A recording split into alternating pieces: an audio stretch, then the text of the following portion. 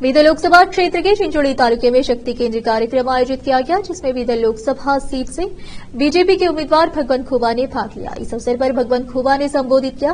इस कार्यक्रम का उद्घाटन पौधे को पानी देकर किया गया। चिंचोली से केपी न्यूज के संवाददाता गौतम मोरे की रिपोर्ट।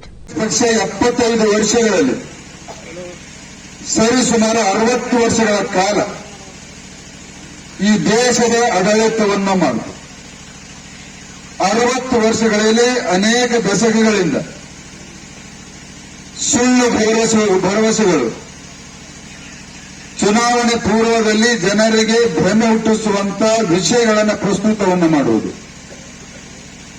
ಚುನಾವಣೆಯಲ್ಲಿ ಜಾತಿ ಧರ್ಮದ ಆಧಾರದ ಮೇಲೆ ಸಮಾಜವನ್ನು ಒಡೆದು ಚುನಾವಣೆ ಗೆಲ್ಲುವ ರಣತಂತ್ರವನ್ನು ಮಾಡುವುದು, ಚುನಾವಣೆಯಲ್ಲಿ ಅನೇಕ ವಿಷಯಗಳನ್ನು ಆತಂಕವನ್ನು ಹುಟ್ಟಿಸಿ, ಉದಾಹರಣೆ ಸಂವಿಧಾನವನ್ನ ಬದಲಾವಣೆ ಮಾಡ್ತಾರೆ ಬಿಜೆಪಿಯವರು ಅಂತ. ಈ ಭೂಮಿಯ ಮೇಲೆ ಸಂವಿಧಾನವನ್ನ ಬದಲಾವಣೆ ಮಾಡುವಂತ ಯಾವ ಶಕ್ತಿ ಇಲ್ಲ ಮತ್ತು ಯಾರತ್ತ ಮನಸ್ಸಿಕತೆ ಇಲ್ಲ. ಈ ಸಂವಿಧಾನವನ್ನ ಬದಲಾವಣೆ ಮಾಡುವಂತ ಯಾವ ಅಂಶಗಳು ಕೂಡ ಇಲ್ಲ.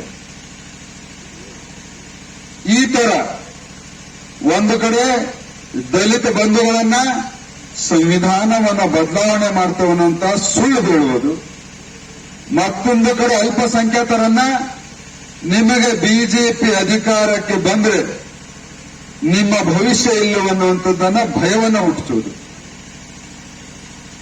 ಈ ಎರಡು ವರ್ಗಗಳಿಗೆ ವಿಶೇಷವಾಗಿ ನಾನು ಹೇಳ್ತೇನೆ, 10 ವರ್ಷದಿಂದ ನಾವು ಆಡಳಿತದಲ್ಲಿದ್ದು ಪೂರ್ಣ ಬಹುಮತದ ಸರ್ಕಾರದಿಂದ ನಾವುಗಳು ಅಲ್ಪಸಂಖ್ಯಾತರಿಗೆ ಭಯ ಹುಟ್ಟಿಸಿಲ್ಲ, ಬದಲಾಗಿ ಅವರ ಏಳಿಗೆಗೆ ಅನೇಕ ಯೋಜನೆಗಳ ಲಾಭಗಳನ್ನು ಪಡೆದಿದ್ದಾರೆ. ಇವತ್ತು ಅಲ್ಪಸಂಖ್ಯಾತರು, ಇವತ್ತು ದಲಿತ ಬಂಧುಗಳು 10 ವರ್ಷದಿಂದ ನಾವು ಅಧಿಕಾರದಲ್ಲಿದ್ದಾಗ ಒಂದೇ ಒಂದು ನಾವು